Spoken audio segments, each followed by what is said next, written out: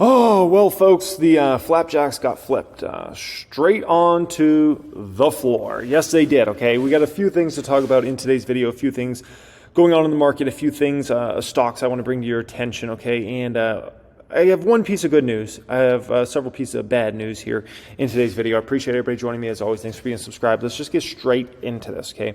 So, first off, Foot Locker, okay? I woke up to see this stock, which is a stock I own in my dividend-only portfolio, down 27%. I saw that and I was pretty in shock, I guess you can say. I'm like, Foot Locker down 27%? And what I initially thought was, they probably missed a number here and there, maybe a few numbers, but I didn't think it would be a disaster. And I was like, it's probably some overreaction by the market, probably buy the stock next week, something like that, right? And then I looked into the numbers and I said, oh, they actually deserve to be down 20+% because this was a complete disaster here. Check this out. Total sales decreased 11% year over year.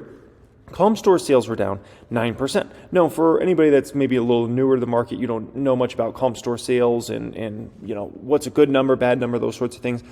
This is the most important metric you can ever look at for a physical retailer, or which obviously Foot Locker is known as a physical retailer, right? Yeah, they sell stuff online, but at the end of the day, they're known as a physical retailer, or restaurants, okay? This is everything. Comp store sales, even a Starbucks, something like that, this is always the most important thing. So usually you want to see the, comp store sales being up, right? That's ideal situation. If they're down, you want to see down in the 1% to 3% range. Then it's not the end of the world. Down 3 to 5%, now we're talking about, okay, things are getting ugly. Over 5%, like 5 to 7%, that's pretty disastrous. When you see 9%, oh my gosh, okay, that's beyond a disaster, okay? They're also lowering the guidance. I mean, I can tell you just based upon the fact that I know comp store sales down that bad, automatically I know they're going to have to lower guidance for the entire year, which is going to completely change the way you have to value a stock like this, right? We look a little deeper in the numbers, and this is so bad, it's hard to even explain, okay? Sales came in at $1.9 billion versus $2.1 billion, okay? So it's like, okay, that's down a bit. Okay. Cost of sales, here's a problem. Cost of sales didn't even go down even remotely close to as much as revenue was down, right? Revenue was down well over $200 million on a year-over-year basis, right? Nearly $250 mil. Cost of sales wasn't even down $100 mil. So there goes all your profitability right out the window, right there, right? And there we see it. Income from operations came in at 61 mil versus 220. Net income came in at $36 million for this quarter versus $133 million in the same quarter a year ago, okay? So right off the bat, am I, would you say, am I going to buy this stock, okay? The answer to that is, I don't know if I can really buy this stock right now because we got to look at guidance and what the company is expecting for guidance and then try to figure out, is this stock really a good value? Is this really a good deal? Does this really deserve my money versus other dividend opportunities out there right now? Here's the deal, okay? The guidance is a disaster. They were already expecting 3.5% to 5.5% sales to be down year over year, right? Revenue, which, I could understand, right? Especially for the valuation I did think I was getting the stock at, right? So down 6.5% to 8% now they're expecting. Oh boy. Comp store sales down 7.5% to 9%, which basically means this weakness they're seeing in their business, they expect this to continue on. Gross margin 28.6% to 28.8%. I mean, that's like a 3 percentage point roughly difference there. They're expected in gross margins. That's a huge, huge number. Non-GAAP EPS now, they're expecting $2 to $2.25. I mean, they were expecting $3.35 to $3.65. I mean, that means I fundamentally have to change the way I value the stock in a major, major way, not a minor way, right? They came in with, we're expecting like $3.15 or $3.35 now. It's like, okay, maybe pay a little less for it. But this is a disaster. This is why the stock deserved to be down 27% here today, right? And here's the deal. Now, if we say this company's going to do $2 this year, roughly, right? Now the stock's $30. Basically, it means I'm paying about a 15 times 2023 numbers, okay? Before today, right, as of yesterday, I thought I was paying, between a 10 and a 12 2023 numbers. P/E ratio. So now I'm paying actually substantially more for the stock than I was 24 hours ago, right? Based upon how bad their guidance came in with. And so although the drop looks massive, I don't know if I'm really getting this stock nearly as cheap as it looks on paper, right? Because of how bad they missed earnings. And so overall, this is a pretty big disaster for Foot Locker. I'm really, really disappointed. Am I going to sell the stock? No, but I don't know if I can necessarily put money into this one right now with how bad they missed. Now, if the stock price comes down considerably more, there's a different scenario.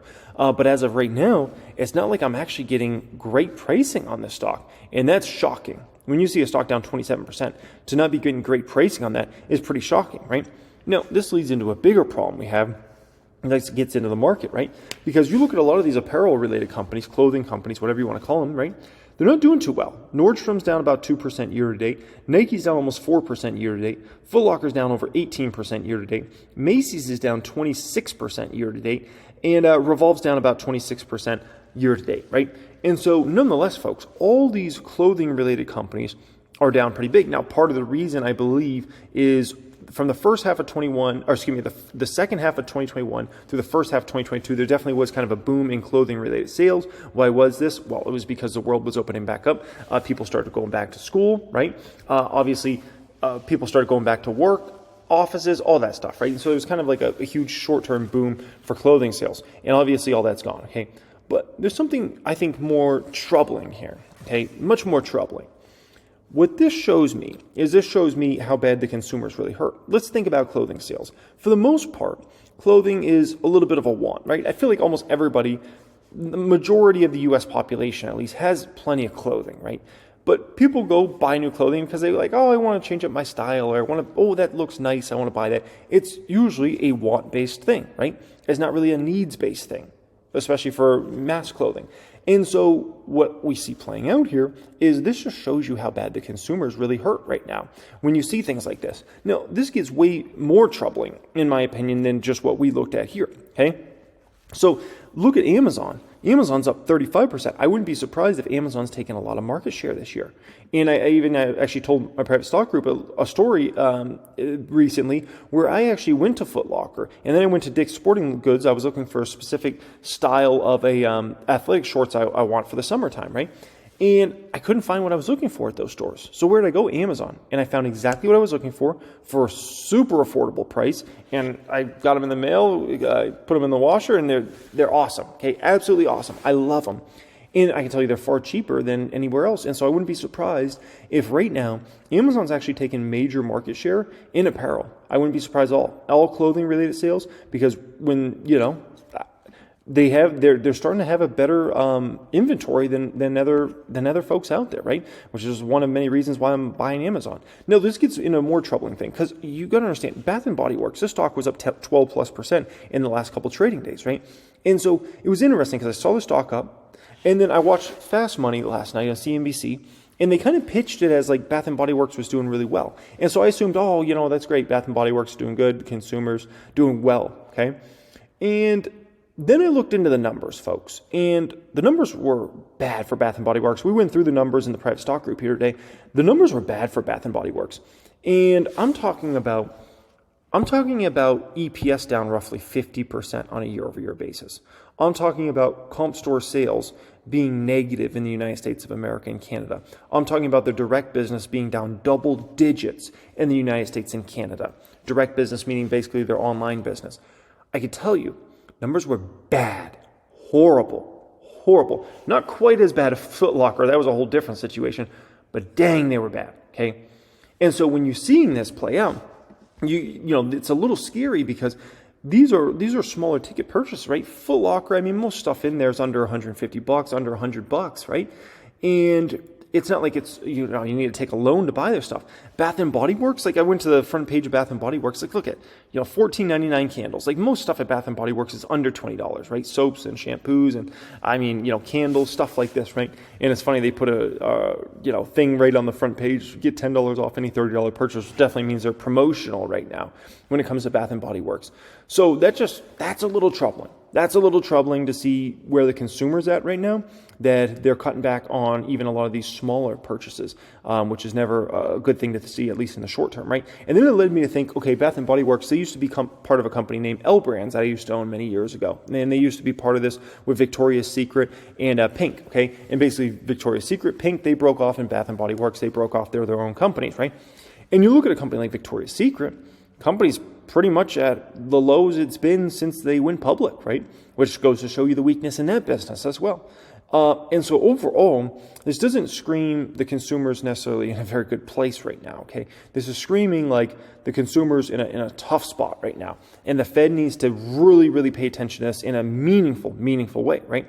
And so a lot of us have been obviously prospering in a massive way this year, right? I know certainly I have. It's been, from where I started this year to where I'm at right now, probably up between, I would say, $500,000 and maybe $750,000, somewhere in there roughly. It's just since the beginning of this year, right? It's been a tremendous kind of comeback for a lot of us that are in position in certain stocks, right? And you look at stocks like Meta, you look at stocks like Palantir, Tesla, Amazon, Apple, Microsoft. And for these stocks, it's felt like a raging bull market, right? But when you dig a little deeper, folks, you find something very scary. And what that is outside of a few of these big dog companies that have specific stories and specific products and services going on, right? Meta's a story about getting to mass profitability because they've cut, billions and billions and billions of dollars of cost in a matter of months, right? And so that's a great story in regards to that, right? Palantir, and it's a story of valuation. Palantir is a story of just getting to profitability and having a product that is in extreme demand now at this point in time that we're going to see play out over the next several years, right? Very specific story, right? Tesla just got way oversold, and so that's a very specific story, and obviously you got Cybertruck coming and a lot of excitement there, right? And so these are very specific stories, but when you dig deeper underneath the market, you're finding a lot of stocks are still around multi-year lows, 52-week lows.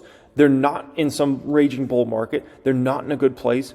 And so for every one of these companies, I think you got 10 stocks in the stock market that aren't doing very good and still feel like a bear market out there, right? And so it's a fascinating time to be in the market. I can tell you that. It's very, very fascinating. But that's why I tell you guys, like, you got certain opportunities in this market that are presenting themselves and are tremendous opportunities. And you got other stocks that aren't as big of opportunities now in this market at this point in time. And it's a stock picker's market, man. Last year was a stock picker's market.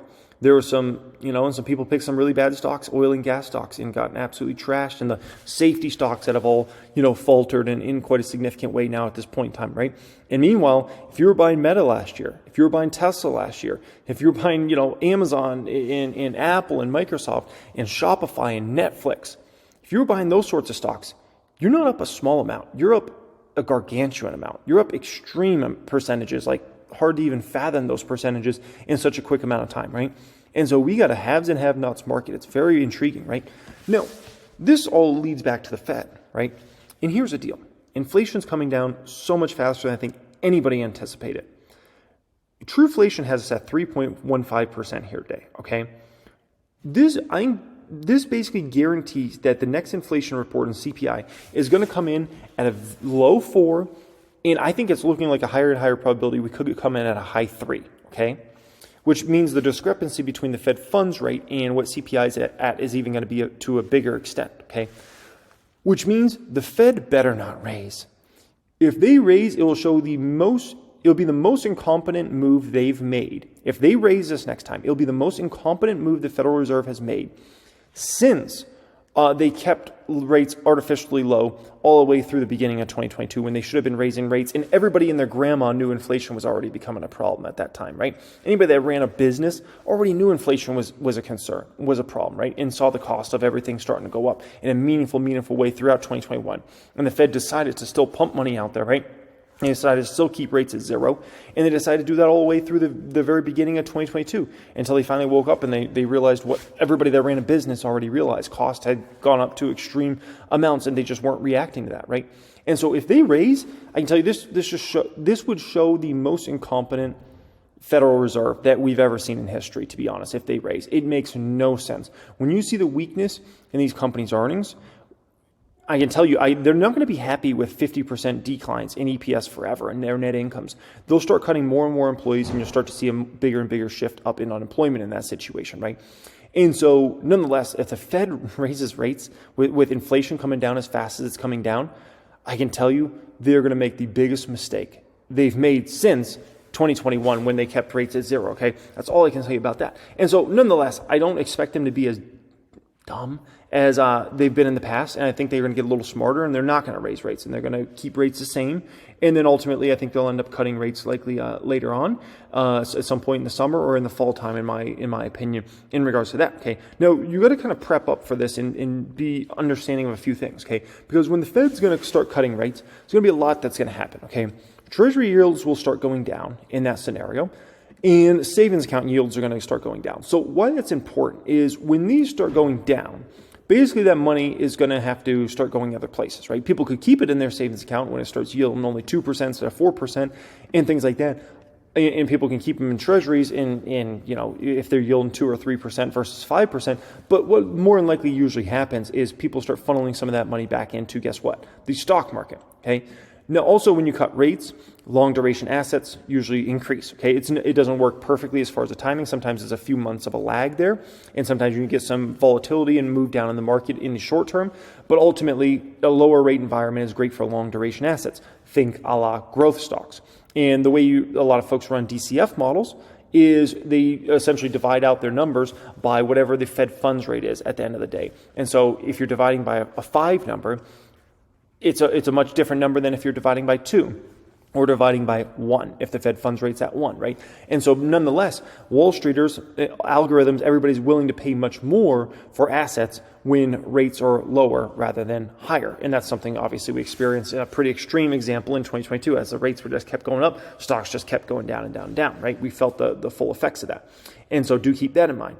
And obviously if Fed starts dropping rates, big ticket loans will start to increase, right? That's just what happens. And real estate will start to wake up if rates start to drop again. A lot of people have been holding out on moving and things like that because, let's be honest, mortgage rates have been 6+%. And so a lot of people just don't want to move. And so if you drop rates and then mortgage rates start coming down to the 5s and then the 4s, you'll start to wake up this real estate market. And I think that would be a healthy thing because a lot of people feel uncomfortable when the real estate market is not in a healthy place, okay? And so do just keep that in mind. So when the Fed does lower, and it's a big question of when does the Fed lower? Is it the summer? Is it the fall? Is it the winter? Or is it next spring, okay? My thinking is it's sooner rather than later. When I look at the company's earnings that are coming in, when I look at what Truflation data has us at, and what I think CPI is going to over the next few months, I think it's sooner rather than later. We'll see what happens with that, but that's kind of my perspective in regards to that. I appreciate everybody joining me as always. Thanks so much for being here. Last week I put together, if you make over $100,000 a year, I put together a workshop for you, and this goes into investing in this year and beyond. That should help you out immensely. It's a free workshop. If you want to access that, check out the pinned comment down there. And for the people that make less than $100,000 a year, I'm going to put together one for you guys next week. That'll be a free workshop for you to access. I appreciate everybody joining me. As always, by the way, I made moves in my Patreon portfolio. If you want access to see what stocks I was buying and selling here today, check out the description area down there. That'll be for that. Much love and have a great day.